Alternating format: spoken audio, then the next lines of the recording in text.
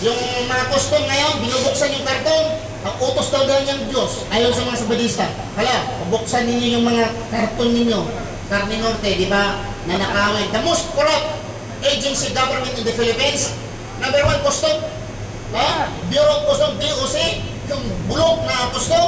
Tingnan nyo, sa survey, sa weather survey, or sa CNN in the Philippines, the most corrupt, there are 10 agencies, 10 agency in the Philippines. Corrupt agency under the government. The most corrupt, number 1, itong mga taga-Bureau of Custom. Sabi nila, buksan daw. Bubuksan yung mga OFW nga karga, bakit yung mga sa mga Chinese hindi nyo buksan? Ayon sa report sa Maynila, 5,000 van container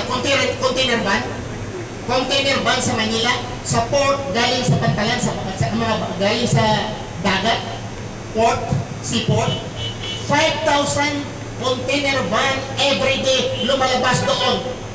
Lumalabas na mula sa port, lumalabas doon, 5,000 van container every day. Ang tanong, kayo mga custom, hindi isa-isa ninyo yun?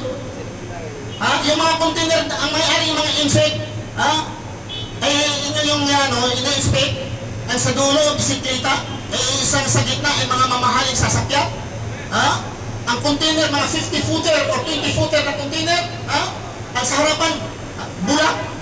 Okay lang, mga bulak naman maniwala kayo na bulak yung sa harapan? Halungkatin ninyo lahat na ay challenge the custom if you're honest. Okay? Kung gusto niyang buklatin lahat, buklatin niyo ang mga Chinese business, yung mga van, container van na dumating na ang mga negosyante, ang mga Chinese. Isa-isahin nyo yan. Pag buklat yung mga container, kung hindi ka makakita ng mga milagro, mas malaki pang pira makikita ninyo. Pero, hindi nyo inahalungkat dahil binibigyan kayo ng milyon-milyon. Mga OFW, hindi na bibigay. So, yun ang halungkatin ninyo. Pero yung mga container na may-ari, malaking businessman, hindi nyo isa-isa yung laman. I challenge kung isa-isahin ninyo ang laman ng mga container na dumarating sa ating Pantalan doon sa Maynila.